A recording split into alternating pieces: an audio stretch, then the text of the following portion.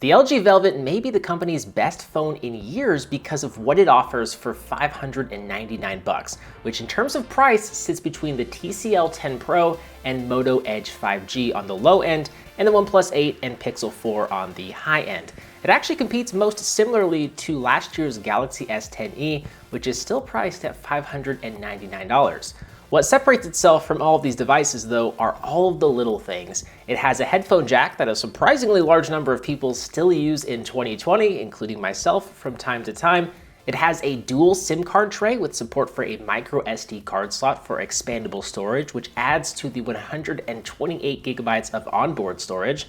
There's an IP68 water and dust resistance rating that protects itself from being submerged in up to 1.5 meters of water for 30 minutes. Or, you know, the accidental drop in the toilet when you're dropping a deuce. Been there, done that.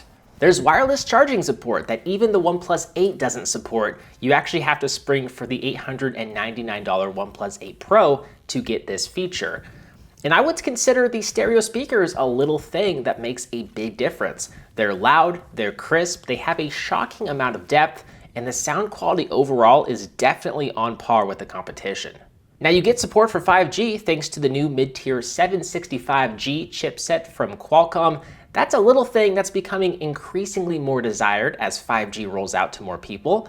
And last but not least, the LG Velvet has a dedicated Google Assistant button that really comes in handy when you're driving or you just have a quick question that only Google can answer. Now there actually is one other thing, and that is the dual screen accessory, but it has a big asterisk next to it.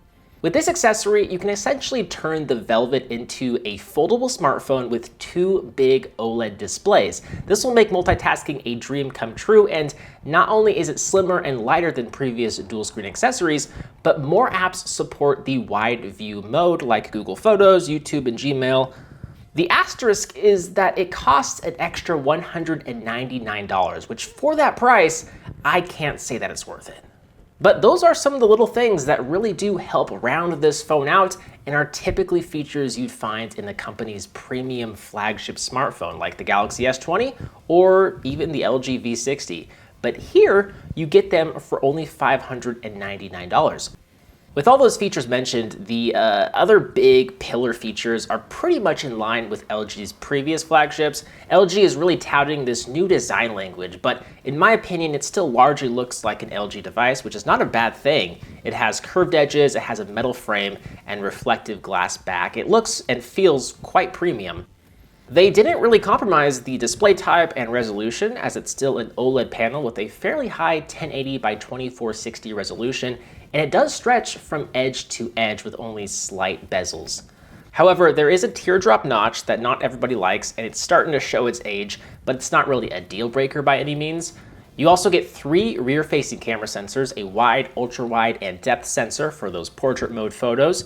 It's not going to capture the highest of high-quality photos, but performance is competitive for the price, and the versatility with 3 lenses here is really nice to see. Even the battery size is above average, coming in at 4,300 milliamp hours. It should provide for a full day of moderate to heavy usage, especially since it uses the more power-efficient Snapdragon 765G chipset. And that's actually the weakest link, funny enough, compared to, say, the OnePlus 8 or Pixel 4. It's not a flagship processor, and the software isn't as optimized as other devices. So performance is going to be noticeably weaker. However, as I mentioned in our unboxing video, I think this was the right trade-off to make, keeping all these hardware bells and whistles and features and sacrificing performance and software. It makes sense to me. I think there's still a big demographic of Android users that value a headphone jack and expandable storage, among other things, and that's who the LG Velvet is going to appeal to. You can argue that this same group really loves stock Android, which is why OnePlus has taken off in popularity over the years. But their OnePlus 8 Pro doesn't have anywhere near as many little things that the LG Velvet 5G has, and yet it still carries a relatively high price tag. The LG Velvet is all about the little things, and they really do add up to make an enjoyable experience. If you can look past some of the performance and software shortcomings, which is not going to be easy in some cases, this could be the perfect phone for you. And I'm actually surprised with what the LG Velvet offers. Once again, I think that the LG Velvet is one of the best phones LG has released in years. With that said, I'm Bo HD. I'm curious to hear your thoughts on this device in the comments down below. If you enjoyed it, give it a thumbs up. As always, I'll see you guys right back here in the next one. See ya.